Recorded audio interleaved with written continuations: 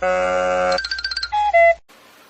大家好，我是大家的老朋友，我是美美宠物治疗中心的黄医生啊。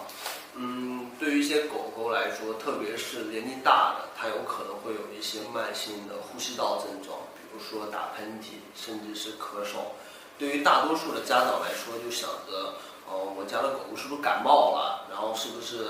有什么肺的问题，或者是单纯的呼吸道的问题。其实我们不能就是单独的往呼吸道的问题方面想，有的时候狗狗的牙齿不舒服，也有可能会引起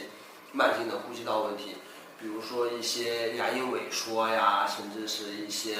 齿龈炎、牙周病等等，然后它会导致一个牙龈的一个感染，它会感染到牙根，而感染造成的一些化脓性的一个液体，它如果要能好好的嘟嘟嘟，然后流出来，流到它的口腔，那么还好一些。如果它没有办法一个流出，那么它可能就是蓄积在牙根，而引起一个上行性的感染。而我们的上颚的牙齿的上面，那就是它的一个呼吸道了。有的时候上行性感染就会引起一个，比如说口鼻瘘，甚至是颜面瘘的一个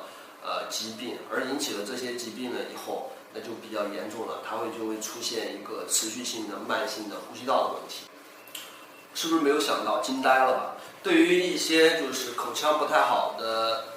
狗狗来了，除了做一些理学检查以外，还需要做一些口腔的 DR， 然后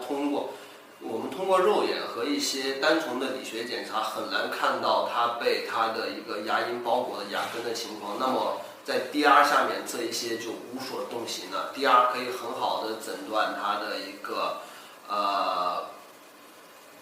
口鼻瘘和颜面瘘的一个问题。如果要是条件允许的话，最好可以给它扫一下 CT， 这样的话更准确。